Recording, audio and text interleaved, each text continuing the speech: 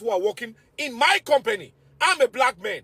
I own a company. I hire a Latino. The Latino comes back and complain about the African Americans because the Latino thinks because I'm African, I don't have any relationship with the African American. The Latino comes to me and tell me that you are an immigrant. I'm an immigrant. That African American cannot work. I have Jose, I have Gonzalez, my brothers who know how to work very well. You need to fire the African Americans and I will bring a lot of hardworking Latinos who work for your company. This is my company as a black man. My company. I was a contractor at Quantico Marine Base in Virginia. A contractor for General Electrics. And the Latino workers that are hired, they are snitching on the African American workers that are hired for me to fire the African Americans so they can bring Latinos to take their place.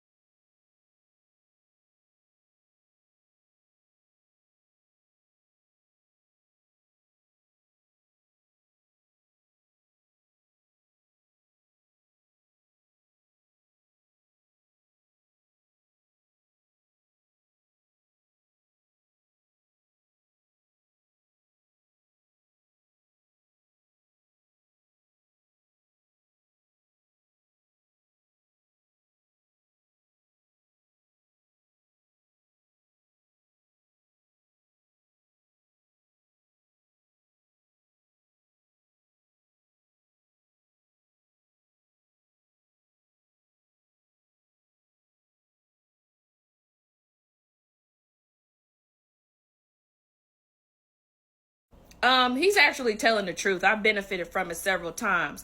But when we as Latinos learn that we've been hired to spite someone else, I can't speak for everybody else, but what I did after, baby, I set the score right. Any young African-American child, young, old, in between, I took up for them. I got them the same privilege and benefits that I was benefiting from. I made sure my friends got it. Or my co-workers got it. As long as you were nice and respectful to me, I extended to you the same benefits and privileges that I got. If I could go take an hour break, I covered for somebody else to take one. No, it was not company policy. Call it what you want to. But if you gonna do it for me and they ain't nothing but respectful to me, I made sure of it. When the supervisor came around talking about, I'll give you an example. It was a young girl, new mother, in her early 20s, got hired right after me, worked beside me. Oh, I loved her. You couldn't tell me nothing bad about her. She was just, she was a great worker. But she kept showing up late. She's a new mom. She was juggling college and mom and no help at home from her parents. I think she was still living with her parents and stuff. And she told me some things that I'm not going to say on camera. But anyway, supervisor chewing her out one day. I got to work. And I'm like, no, this is not happening. And he was like, if I give you this last point, you're freaking fired. And I said, fired? So me not ever minding my business unless it, when I see somebody clearly being harassed, especially someone that I care about, I said, what's the problem?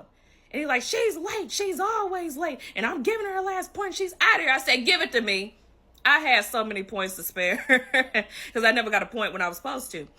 And I said, give it to me then. He was like, that doesn't work like that because if I give you a point, then I still have to give her one. I clocked right back out, went in the break room and sat down. And I said, what time did you clock in, baby? She said, I clocked in within the grace period. I said, well, he can't give you no point. If he give you a point, I'll go to HR with you. Go to the line and go to work. And he came back out there, face just red, throwing the clipboard down. You need to get in the office. You don't go behind me. I said, we can go to the office. Come on, let's go. So he slammed the clipboard down. When I'm disciplined, I said, hold up. Back up and watch your mouth talking to me. I don't care how mad you are. Because y'all do a lot of stuff in here you ain't supposed to be doing. You just mad because I take up for the ones that work by me and that I'm good friends with. That's what it is. You thought I was a Latino who don't like them and who gonna throw them up under the bus. Baby, I ain't one of them. This black and that black is the same kind of black. And I'm protecting mine. Yes, he was white. And he was like, get out of my office. I said, I ain't going nowhere. Like, he hollering at me, I'm hollering at him. And everybody, it was a messy job. They had left the line because they heard us hollering at each other. And he couldn't write me up because I had dirt on him. Okay, I had dirt on him. I had dirt on his daddy. And that is why my babies loved me so much. Me and my African-American friends at that job, baby, we was tight, baby. So, yes, we do benefit from situations like that. And we should take that privilege and that benefit to help them. You don't throw them under the bus. No, that's not what you do. You do what I did. You extend the same privileges and benefits that we got to them, because at the end of the day, no matter what we argue about, this black and that black, we're still black. Even if you're brown, you're black compared to them because you ain't white.